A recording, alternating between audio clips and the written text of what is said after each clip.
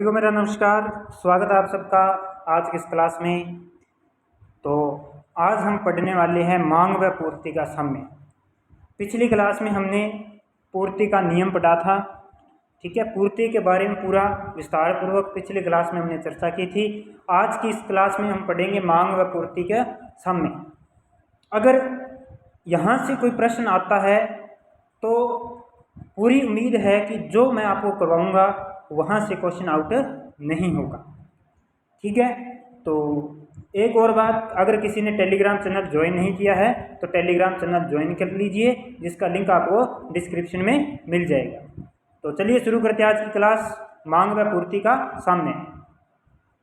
देखिए, मांग व पूर्ति का साम्य होता कहाँ है? देखिए, मांग व पूर्ति का साम्य वहाँ होता है जहाँ पर मांग व पूर्ति दोनों क्या हो, बराबर हो। मांग व पूर्ति दोनों जहाँ पर बराबर होते हैं वहाँ पर जो है मांग व पूर्ति का साम्य होता है, ठीक है।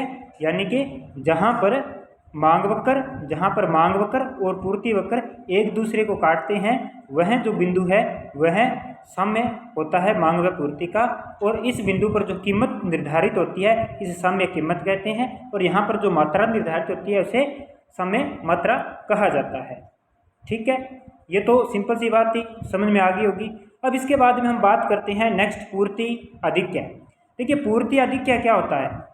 पूर्ति अधिक्य क्या होता है? देखिए, पूर्ति अधिक्य में क्या होता है कि मांग तो कम होती है, और पूर्ति अधिक होती है। तो ये कंडीशन क्या कहलाती है? पूर्ति अधिक्य कहलाती है। जैसे यहाँ पर देखिए, यहाँ पर जो है पूर्ति जो है वो मांग से ज़्यादा है। देखिए, ये मांग का क्षेत्र है, ये मांग है, ठीक है। लेकिन इससे ज़्यादा क्या है? इससे ज़्यादा पूर्ति है, पूर्ति इससे ज़्यादा है। तो देखिए, जब मांग से पूर्ति जो ज़्यादा होगी तो पूर्ति अधिक्य कहलाएगा। इसके बाद में बात करते हैं मांग अधिक्य। देखिए, मांग अधिक्य जहाँ पर मांग अधिक होगी और पूर्ति कम होगी। यहाँ पर देखिए, यहाँ पर पूर्ति कम है लेकिन यहाँ पर मांग पूर्ति से ज़्यादा है, तो ये क्या कहलाएगा? मांग अधिक्य कहलाएगा, ठीक है। तो पूर्ति अधिक होगी मांग से तो पूर्ति अधिक्य, और मांग पूर्ति से अधिक होगी तो मांग अधिक्य, ठीक है। ये मैंने बता ही दिया। साम्य कहाँ होता है? जहाँ पर मांग व पूर्ति दोनों बराबर होते हैं वहाँ पर साम्य होता है। अब इसके बाद में बात करेंगे, ये काफ़ी महत्वपूर्ण है, इसे ध्यान से समझिएगा। यहाँ से जो है एग्जाम में क्वेश्चन पुट होते हैं, तो ध्यान से समझिएगा। अब देखिए, मांग एवं पूर्ति में परिवर्तन का साम्य पर प्रभाव, यानी कि चाहे मांग में परिवर्तन हो चाहे पूर्ति में परिवर्तन हो, मांग व पूर्ति में परिवर्तन का साम्य पर क्या प्रभाव पड़ता है, तो इससे संबंधित हम अलग अलग कंडीशंस को देखेंगे। सबसे पहले बात करते हैं नंबर 1 पर, मांग स्थिर और पूर्ति बढ़ने पर। मांग तो हो क्या? स्थिर। मांग तो हो स्थिर, लेकिन पूर्ति में क्या हो? पूर्ति में वृद्धि हो, पूर्ति बढ़े, तब क्या होगा? देखिए, रेखा चित्र आपको दिखाई दे रहा होगा। तो इसमें देखिए, मांग स्थिर, तो ये मांग वक्र है, ठीक है, ये मांग वक्र है। इसका अर्थ है कि मांग स्थिर है और पूर्ति में वृद्धि हो जाएगी। प्रारंभिक जो वक्र था वो SS वक्र ये था, प्रारंभिक वक्र SS, पूर्ति वक्र ये था, और साम्य था E बिंदु पर। यहाँ पर जो साम्य कीमत है वो OP निर्धारित होती है, और जो साम्य मात्रा है वो OQ निर्धारित होती है। अब अगर पूर्ति में वृद्धि हो जाए, पूर्ति में वृद्धि होने से जो पूर्ति वक्र मान लीजिए S1 यहाँ आ जाता है, ठीक है, S1 पर आ जाता है, तो क्या होगा? तो यहाँ पर देखिए क्या प्रभाव पड़ा। यहाँ पर प्रभाव पड़ा कि कीमत कम हो गई है, कीमत P से घटकर P1 आ गई है, लेकिन जो मात्रा है वो बढ़ गई है, ठीक है। यहाँ पर क्या हुआ? जब पूर्ति में वृद्धि हुई, कीमत घट गई है और मात्रा बढ़ गई है। तो मांग जब स्थिर होती है और पूर्ति में वृद्धि होती है तो कीमत घट जाती है और साम्य मात्रा बढ़ जाती है, ये ध्यान रखिएगा। इसके बाद में चलते हैं कंडीशन नंबर 2। देखिए 2 नंबर, मांग स्थिर रहे और पूर्ति घटे। वहाँ पर तो था पूर्ति बढ़े, अब पढ़ेंगे पूर्ति घटे। मांग तो स्थिर रहेगी, मांग तो आपकी ये देखिए मांग वक्र DD ही है, मांग स्थिर है, लेकिन पूर्ति घट जाए, यानी कि पूर्ति जो है वो एस से कहाँ आ जाए, S1 पर आ जाए, S1 पर आ जाए, यानी कि पूर्ति की मात्रा घट जाए। देखिए जब पूर्ति घटेगी तो कीमत क्या होगी, कीमत में क्या होगी, कीमत में वृद्धि होगी, कीमत में वृद्धि होगी, और जो साम्य मात्रा है वो घट जाएगी। ठीक है, बिल्कुल उसका उल्टा जो हमने अभी पढ़ा था, ठीक है, उसका बिल्कुल विपरीत। तो ये ध्यान रखिएगा, ये सारी कंडीशंस ध्यान रखनी है। एग्जाम में प्रश्न आते हैं कि अगर किसी वस्तु की मांग स्थिर रहती है और अगर उसकी पूर्ति बढ़ती है या घटती है तो उसकी समय मात्रा पर क्या प्रभाव पड़ेगा, उसकी कीमत पर क्या प्रभाव पड़ेगा। तो ये आप अच्छे से ध्यान से समझो, बहुत इंपॉर्टेंट क्लास ये आपके लिए होने वाली है। इसके बाद में हम बात करते हैं नंबर 3 कंडीशन पर। देखिए नंबर 3 कंडीशन क्या कह रही है, पूर्ति स्थिर। देखिए पहले मांग स्थिर की कंडीशन हमने पढ़ ली, अब पूर्ति स्थिर हो और मांग बढ़े। ठीक है, जब पूर्ति स्थिर होगी, यहाँ पर देखिए ये पूर्ति वक्र है, ये स्थिर है हमारा, ठीक है, और मांग बढ़ जाए। मांग पहले कितनी थी, पहले मांग डी थी, ठीक है, मांग वक्र कौन सा था पहले, डी मांग वक्र था।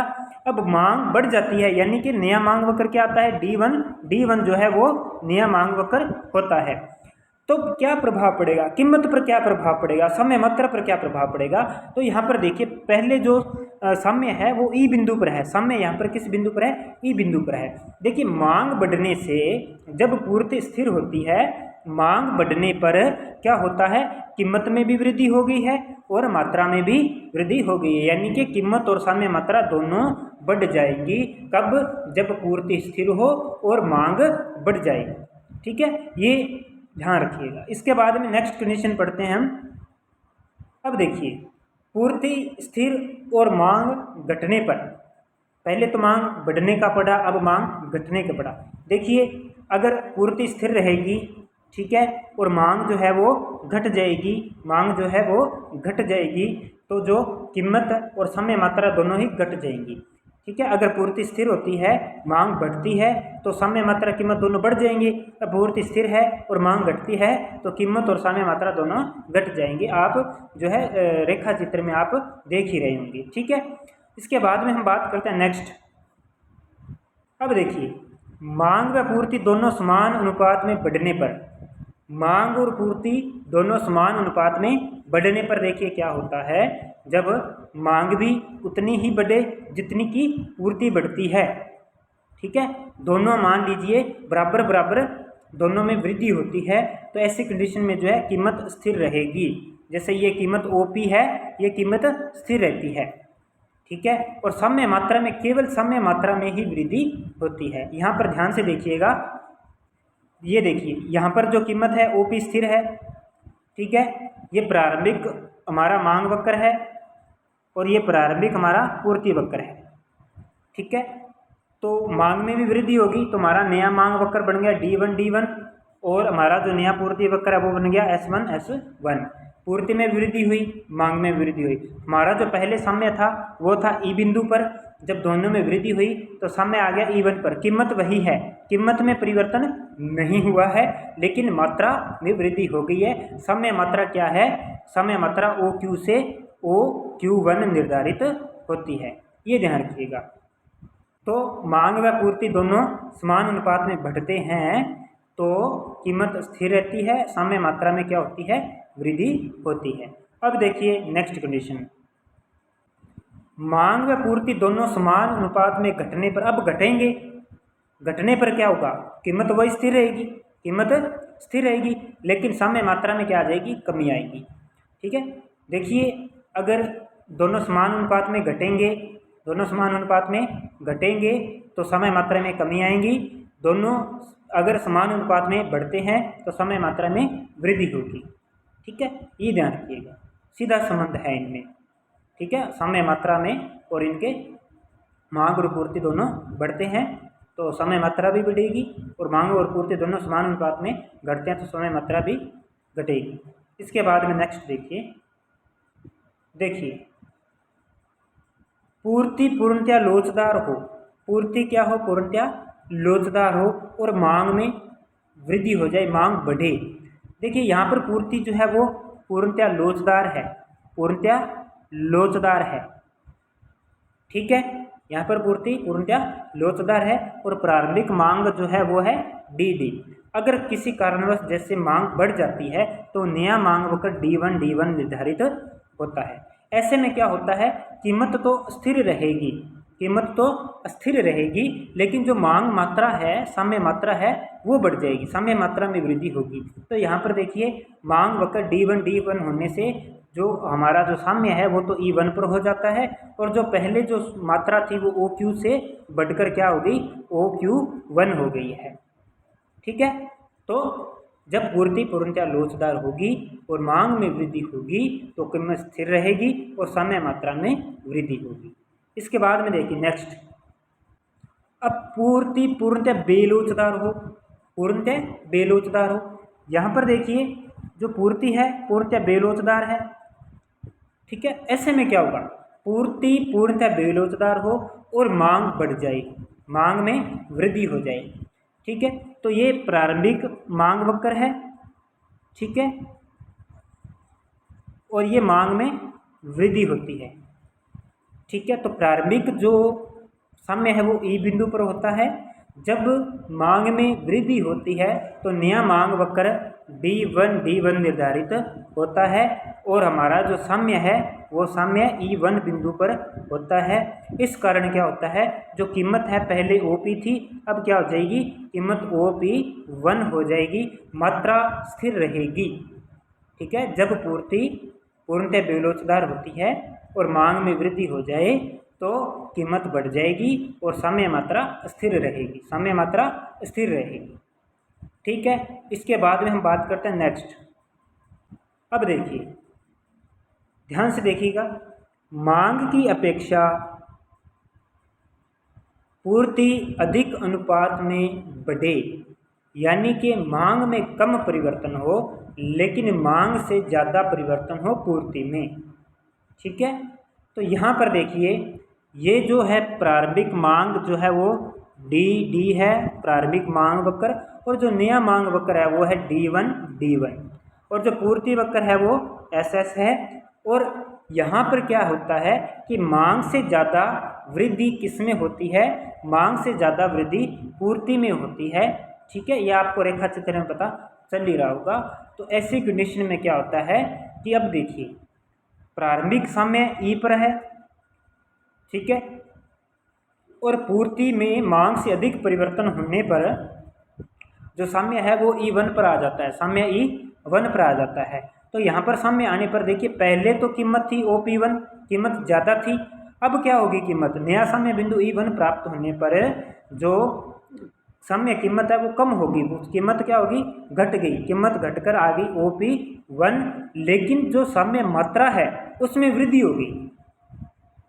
तो ध्यान से सुनिएगा, जब मांग की अपेक्षा पूर्ति में अधिक अनुपात में वृद्धि होती है तो कीमत घट जाती है और साम्य मात्रा बढ़ जाती है। ठीक है, ये अपने आप से भी आप रेखा चित्र बनाओगे, कोई भी कंडीशन दे दे आपको, कोई भी कंडीशन दे, आप अपनी तरफ से अगर रेखा चित्र बनाओगे तो जो भी कंडीशन निकल के आएगी आपके सामने, आप आसानी से इनको सॉल्व कर पाओगे। इसके बाद में लास्ट पॉइंट आज का देखिए, मांग की अपेक्षा पूर्ति कम अनुपात में बढ़ने पर अब क्या है, उसका उल्टा है पिछले वाले का। अब मांग की अपेक्षा पूर्ति कम अनुपात में बढ़े, ठीक है, यानी कि यहाँ पर मांग ज़्यादा बढ़े पूर्ति से तो क्या होगा, तो कीमत और साम्य मात्रा दोनों बढ़ जाएंगी, कीमत भी बढ़ जाएगी और साम्य मात्रा भी बढ़ जाएगी। यहाँ पर देखिए प्रारंभिक जो मांग वक्र है वो डी है। ठीक है, यहाँ पर जो मांग में परिवर्तन है वो पूर्ति से ज़्यादा होता है, यानी कि मांग में वृद्धि पूर्ति से ज़्यादा होती है। तो यहाँ पर जो नया मांग वक्र D1 निर्धारित होता है, जो कि जिस पर कि साम्य क्या है, E1 पर साम्य है। यहाँ पर प्रारंभिक पहले साम्य E बिंदु पर था तो साम्य कीमत OP थी और साम्य मात्रा OQ थी। अब क्योंकि जो मांग में वृद्धि है वो पूर्ति से अधिक हुई है, ठीक है, तो नया मांग वक्र ये निर्धारित हुआ है और नया पूर्ति वक्र ये निर्धारित हुआ है, तो साम्य E1 पर होगा, साम्य E1 बिंदु पर होगा। तो ऐसे में जो साम्य मात्रा है उसमें भी वृद्धि होगी, सॉरी साम्य कीमत है उसमें भी वृद्धि हो गई है, और जो साम्य कीमत है उसमें भी वृद्धि हो गई है। तो तो मांग की अपेक्षा अगर पूर्ति कम अनुपात में बढ़े, यानी कि पूर्ति से ज़्यादा मांग में वृद्धि होती है, तो कीमत और साम्य मात्रा दोनों बढ़ जाती है। इसी प्रकार आप कोई भी कंडीशन है आपको दे, आप रेखा चित्र बनाइए उसका और आसानी से सॉल्व कर सकते हैं। तो ये था आज की क्लास में, बस इतना ही। और चैनल को अगर आपने सब्सक्राइब नहीं किया तो चैनल को सब्सक्राइब कीजिए, शेयर कीजिए, ज़्यादा से ज़्यादा टेलीग्राम चैनल को ज्वाइन कर लीजिए, जहाँ पर आपको कोई भी इन्फॉर्मेशन हो सबसे पहले वहीं दी जाती है। तो मिलते हैं नेक्स्ट क्लास में। Thank you.